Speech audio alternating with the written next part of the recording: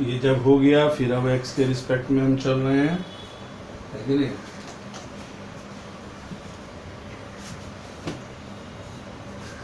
Good. अब x के respect में चलो।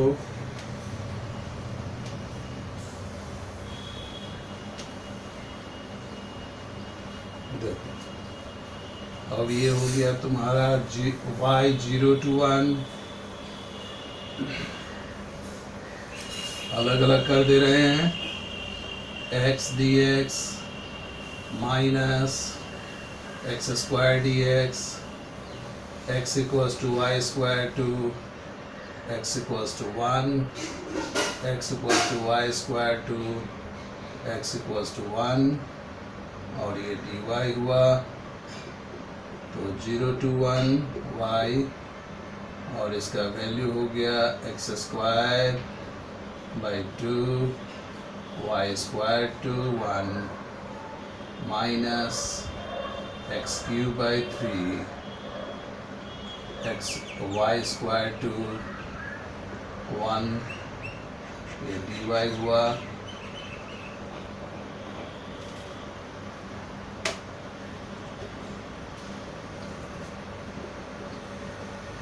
y 0 to 1 1 by 2 minus y 4 by 2 minus 1 by 3 plus y 6 by 3 dy हुआ। अब इसको एक साथ करो तो ये हो गया y 0 to 1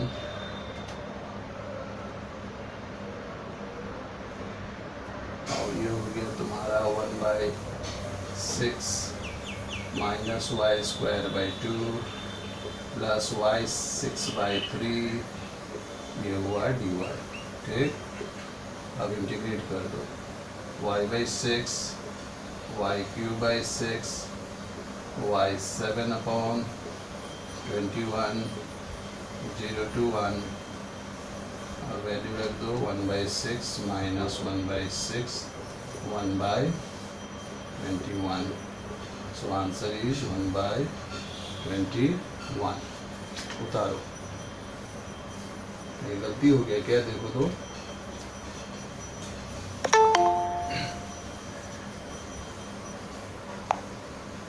उतारो, कहीं गलती हुआ है, देखो तो आंसर नहीं आ रहा है।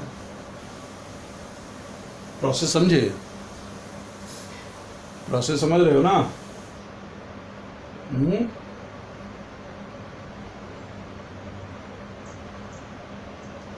y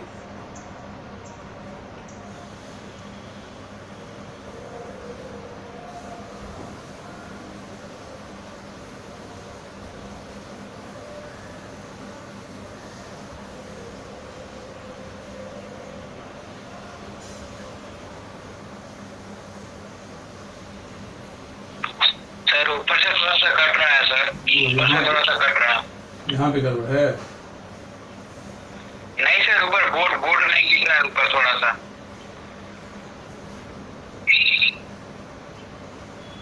अब दिखाई पड़ा? ठीक है सर, ठीक है यस सर। यहाँ पे कुछ गड़बड़ हो गया ना, यहाँ पे y4 है,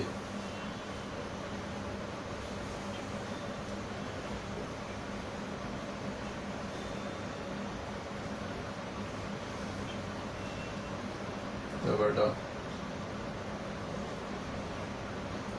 1 by 6 1 by 10। अब तुम लोग सिंप्लीफाई कर लो, आंसर आना चाहिए 4 by 35, है ना?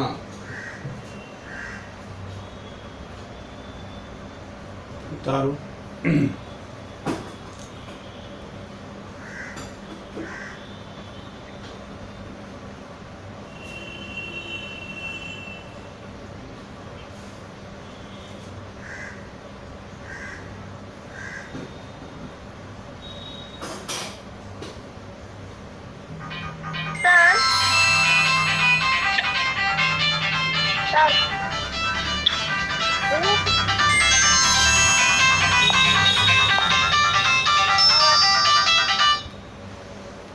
हेलो, हाँ प्रणाम सर। प्रणाम। कौन? सर आजाद बोल रहे हैं सर, बोले हैं कि 8 बजे हम लोग का क्लास चलता है हाँ, सर। ऑनलाइन में हमको दिक्कत होता है क्लास की वजह से। क्लास में आ जाए, हम यहीं पे है, पटना में ही है। कहाँ पे? हम घर से देते हैं तो। घर में देते हैं कि क्लास में देते हैं? ना ना, घर से हम पढ़ाते हैं। ठीक है सर, ऑनलाइन ही कर लेते हैं। ठीक ठीक।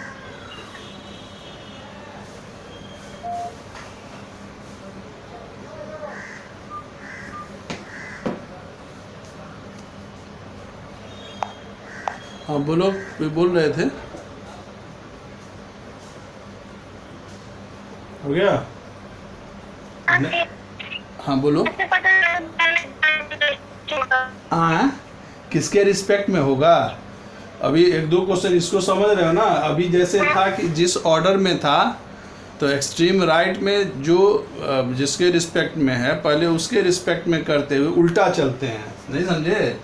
जैसे dx dy कैसे सेकेंड ऑर्डर में चलते थे, सेकेंड डबल इंटीग्रेशन में, है ना? तो यहाँ पर जैसे पहले कुछ नहीं दिया हुआ है तो समझ लेना कि पहले z के रिस्पेक्ट में, देन y के रिस्पेक्ट में, देन x के रिस्पेक्ट में चलते हैं। समझ गए ना? अभी एक दो क्वेश्चन बनाएंगे तो समझ में आने लगेगा। अभी रुक जाओ। और ट्रिपल इंटीग्रेशन जनरली जो है वो रिप्रेजेंट करता है वॉल्यूम को, है ना? तो अभी तो हम पूरा डिफाइन नहीं किए हैं, अभी जस्ट हम इंटीग्रेशन बनाना सिखा रहे हैं, है ना? देखो, अब जैसे क्वेश्चन है, देखो इवेलुएट करना है 0 to 1, 0 to under root 1 minus x square, फिर है तुम्हारा 0 to under root 1 minus x square y square. ठीक है, ये लिमिट ऑफ इंटीग्रेशन है। अब x y z d x d y d z, तो एक तो हमको यहाँ से पता चलता है कि पहले किसके ऑर्डर में जाएं, लेकिन हो सकता है कि लिमिट ऑफ इंटीग्रेशन अगर उल्टा पुल्टा हो तो ऑर्डर आपको खुद डिफाइन करना होगा। समझ गए ना?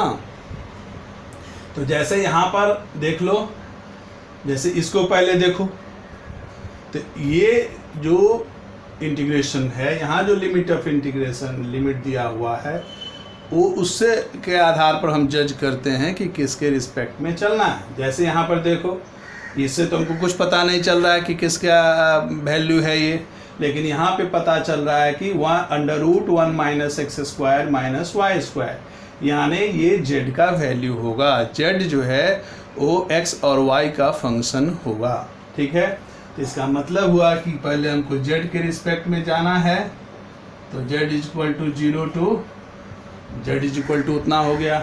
अब यहाँ देखो, जब z के रिस्पेक्ट में हो गया तो क्या है, लोअर लिमिट तो फिक्स्ड है, अपर लिमिट जो है तुम्हारा x का फंक्शन है, तो z जब समाप्त हो गया, एक्स वाई के टर्म में टोटल आ गया, तो इसका मतलब है कि ये जो है ये y वेरीज फ्रॉम 0 टू कितना है, अंडर रूट 1 माइनस, माने y के रिस्पेक्ट में जाना है। फिर लास्ट में क्या हो जाएगा, x के रिस्पेक्ट में जाना है। समझ गए? तो जैसे बनाओ इसको, हम लोग उल्टा करते, जैसे ऑर्डर एक्सट्रीम लेफ्ट ये राइट में है तो पहले राइट के रिस्पेक्ट में जाते हैं, फिर उसके बाद सेकंड जो आया उसके रिस्पेक्ट में, फिर लेफ्ट वाले के रिस्पेक्ट में चलते हैं। 0 1 y is equal to 0 under root 1 minus x square. अब x y, अब तुमको z के रिस्पेक्ट में जाना है, तो z वाला जितना भी इंटीग्रांट है उसको ले लिए, और ये हो गया under root 1 minus x square minus y square d x d y. अब इसका वैल्यू क्या हो जाएगा, जैसे सिंपल वाले इंटीग्रेशन बनाते थे उसी तरह से बनाते चले जाना है। अब चूँकि ये डेफिनेट केस है, तो प्रॉपर्टी अगर डेफिनेट वाला यूज़ करना है और यूज़ होता है तो आराम से कर सकते हैं, है ना? 0 under root 1 minus x square minus y square d x d y. अब देखो ये x equals to 0 to 1 0 to under root 1 minus x square xy half under root 1 minus x square minus y square dx dy। समझ गए? अब हमको किसके respect में जाना है? y के रिस्पेक्ट में जाना है। तो y के रिस्पेक्ट में चलेंगे तो फिर हम x को कांस्टेंट मानेंगे, समझे? जैसे z के रिस्पेक्ट में गए तो एक्स वाई को हम कांस्टेंट मान के गए, इसीलिए एक्स वाई को इंटीग्रल साइन के बाहर ले लिए, माने z के रिस्पेक्ट में जो इंटीग्रल। ठीक है, मिटा दें अब ऊपर। देखो ये सब समझना जरूरी है क्योंकि आगे बहुत काम आएगा।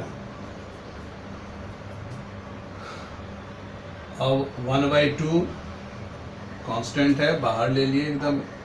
सो x 0 to 1 y 0 to under root 1 minus x square x y under root 1 minus x square minus y square dx dy। ठीक है, यहाँ पे स्क्वायर था ना, यहाँ स्क्वायर कर दो, यानी इसको हटा दो, ये इतना है। ठीक है, यहाँ स्क्वायर था। अब क्या हो गया, हम y के रिस्पेक्ट में जाएं तो x को बाहर ले लिए और y हुआ 1 minus x square minus y square और y 0 to under root 1 minus x square और ये हो गया तुम्हारा dy dx। ठीक है, तो अब क्या करना है, y के रिस्पेक्ट में जाना है। तो देखो अब y के रिस्पेक्ट में जा रहे हैं तो x तो कांस्टेंट हुआ, ये मेरा कांस्टेंट जैसा होगा। तो 1/2 x 0 to 1 x अब 1 minus x square y dy minus y cube dy dx y 0 to under root 1 minus x square और y 0 to under root 1 minus x square. ठीक है, अब देखो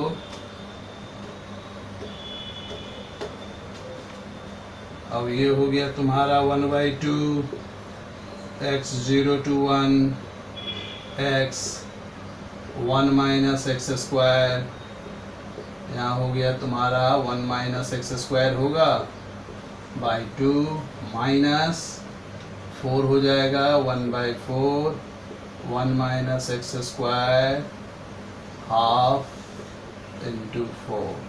देखो ये dx हो गया, यानी 1/2 x 0 to 1। अब यहाँ देखो ये 1 माइनस एक्स स्क्वायर का होल स्क्वायर हो गया, ये भी 1 माइनस एक्स स्क्वायर का होल स्क्वायर होगा, तो ये हो गया 1/4 1 माइनस एक्स स्क्वायर का होल स्क्वायर dx। ठीक है, अब एक्सपेंड कर दो और वैल्यू निकालो। ठीक है, उतारो, x छूट गया।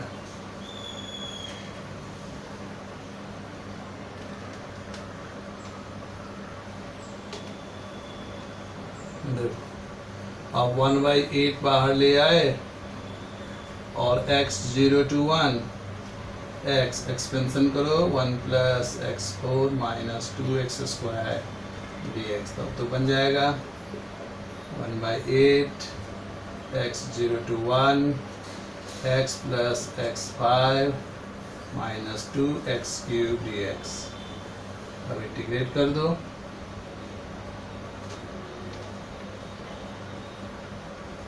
तो ये हो गया तुम्हारा 1/8 डायरेक्ट लिख दे रहे हैं 1/2, 1/6, 1/4, ये कट गया, यानी 48 है ना। उतारो। तो जैसे डबल इंटीग्रेशन था उसी तरह से ट्रिपल भी चलता है, समझे।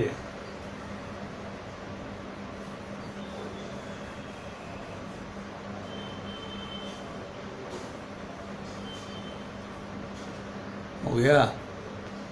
अब नेक्स्ट क्वेश्चन लिखो। अभी ऑर्डर किसके रिस्पेक्ट में जाना है उसको समझना है मैंने। देखो इवेलुएट करो। Integration 4z dx dy, 4z dx dy है ना, और ये 0 to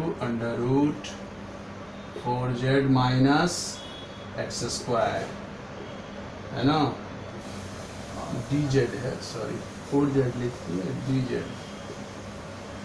है ना। दूसरा है 0 to √z और 0 to 4 है। तो यहाँ पर देखो वैसे तो ऑर्डर दे दिया है, उसी ऑर्डर में है कि पहले y के रिस्पेक्ट में, फिर x के, फिर z के रिस्पेक्ट में। देख रहे हो उल्टा हो गया। तो मान लेते हैं यहाँ पर कुछ dz यहाँ लिखा रहता, dx कहीं भी लिखा रहता, उल्टा पुल्टा ऑर्डर में लिखा रहता।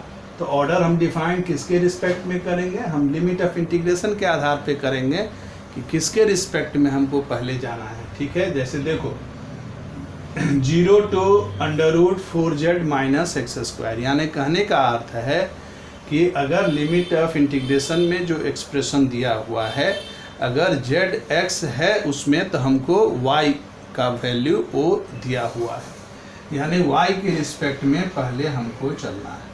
तो ये है, समझ रहे हो इसको।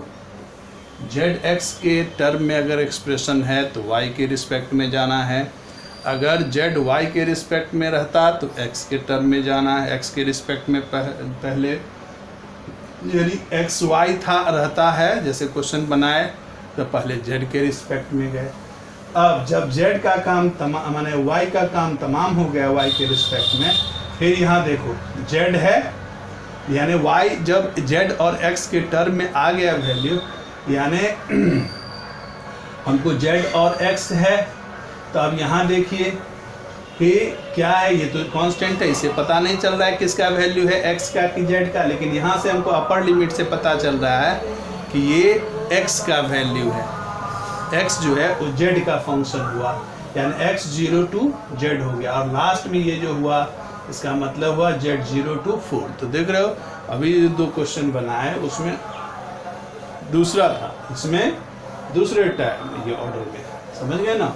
तो ऑर्डर यहाँ कुछ भी लिखा हो सकता है, या तो प्रॉपर ऑर्डर में रहेगा और नहीं रहेगा तो लिमिट ऑफ इंटीग्रेशन के आधार पे जो है ऑर्डर हम लोग डिफाइन करते हैं। तो पहले हम लोग को किसके रिस्पेक्ट में जाना है, y के रिस्पेक्ट में जाना है, तो 0 to 4, और ये जो है ये टोटल वॉल्यूम ही है, क्योंकि कोई भी इंटीग्रांट नहीं है, फंक्शन का फंक्शन नहीं है कि हम लेके बढ़ें।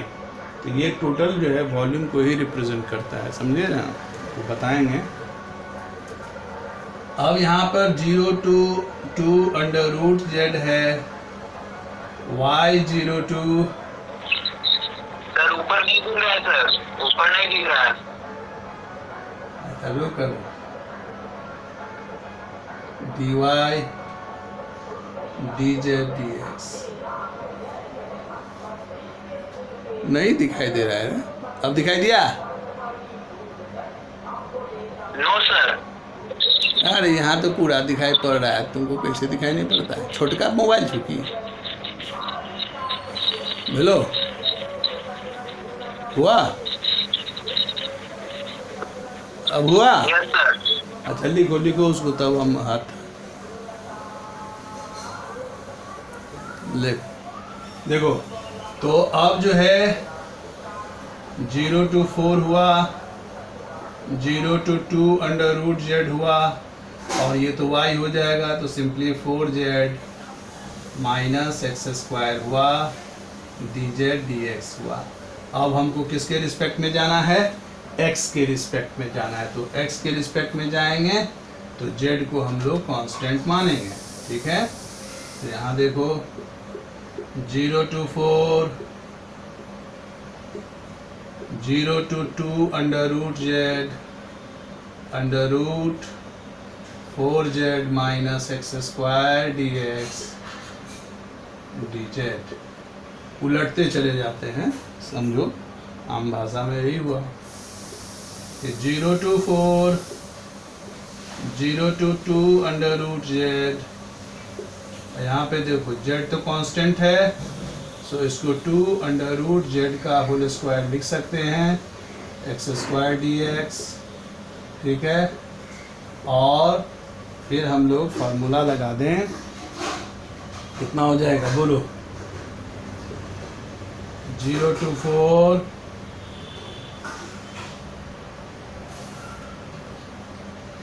कितना हो जाएगा? x by 2 under root 4z minus x square ही लिख दे रहे हैं, और तुम्हारा हो जाएगा प्लस इसका स्क्वायर यानी 4z upon 2 sine inverse x upon 2 root z, और ये 0 to 2 root 2 under root z आ गया, और ये हो गया तुम्हारा z, ठीक है। अब वैल्यू रखो, लिमिट ऑफ इंटीग्रेशन रखो, है ना। तो लोअर लिमिट पर वैल्यू तो 0 हो जाएगा,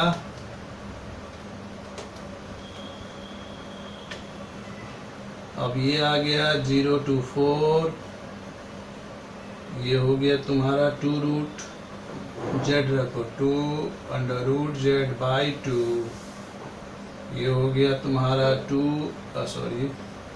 4z माइनस 4z हो जाएगा, प्लस 4/2, सिंप्लीफाई सब लास्ट में करना चाहिए, sine inverse 2 root z by 2 under root z, और ये हो गया तुम्हारा dz।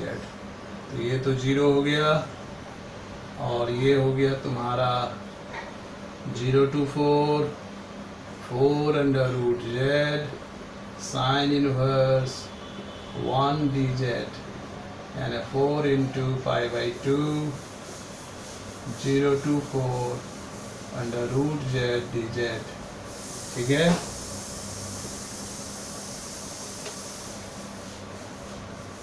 यानी ये हो गया 2 पाई और z 3/2 अपॉन 3/2, 0 to 4, ये 4 π/3, 4 3/2, यानी 32 बाई कितना हो जाएगा? 3 पाई, ठीक है। उतारो, गड़बड़ नहीं है, देख लेना। हो गया?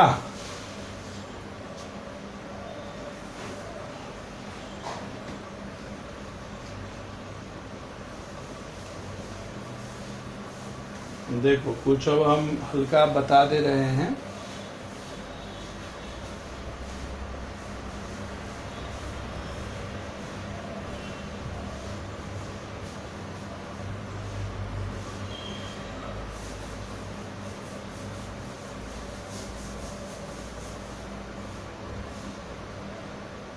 हो गया?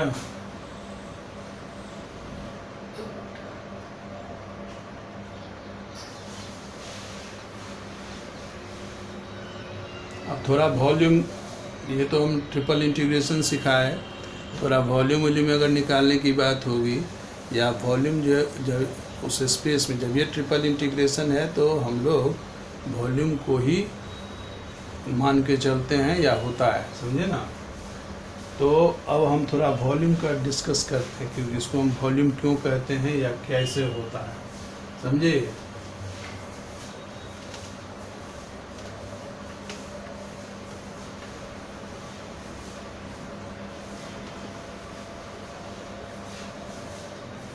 जैसे देखो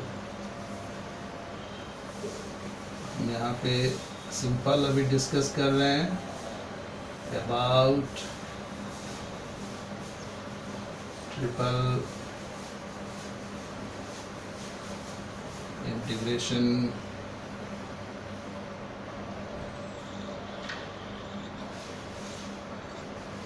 है ना, represents the volume of a solid। ठीक है, तो हम लोग वॉल्यूम निकालना तो पहले जाने हुए हैं कि किसी भी लाइन या एक्सेस या जो भी था के अबाउट जो है प्लेन को रोटेट कर दें तो हमको वॉल्यूम निकलता था, है ना। जैसे अगर किसी रेक्टेंगुलर प्लेन को उसके किसी एक साइड के अबाउट यदि रिवॉल्व करवा दें तो हमको सिलेंडर बनता है। अगर किसी ट्रायंगल को, जैसे मान लेते हैं यहाँ पे देखो ये रेक्टेंगल है, अगर इसके अबाउट हम रिवॉल्व करवा दें तो क्या बनेगा,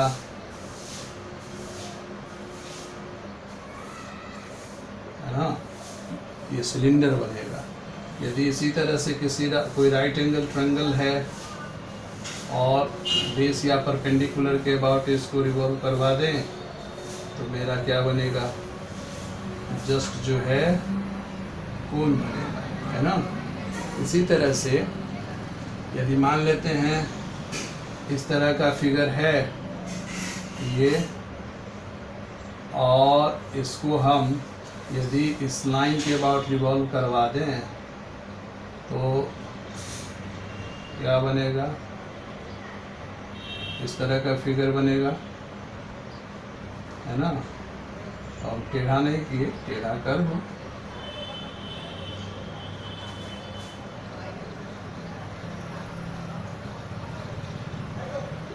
इस तरह का बन जाएगा, है कि नहीं। तो वो था कि किसी भी प्लेन फिगर को किसी भी लाइन या किसी भी पॉइंट या किसी भी लाइन के अबाउट यदि रिवॉल्व करवाएं तो हमको सॉलिड जनरेट होता था। हम लोग पाई वाई स्क्वायर डी एक्स या पाई एक्स स्क्वायर डी वाई, है ना, उसका वॉल्यूम होता था। ठीक है, और साथ साथ कर्व सरफेस भी निकालते थे। तो 2 पाई वाई डी एस, तो डी एस तो हुआ आर्क्वल लेंथ, तो उसको x या y के रिस्पेक्ट में जाते थे, या है ना, उस तरह से हम लोग बनाते थे। लेकिन अब जो है हम लोग डिस्कस कर रहे हैं कि कैसे डायरेक्ट जो है वॉल्यूम कैसे निकालें, कोई सॉलिड दिया हुआ है तो। जैसे यहाँ पे देखो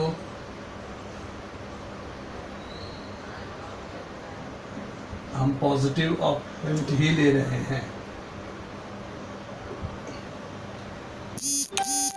ये Z है, ठीक है।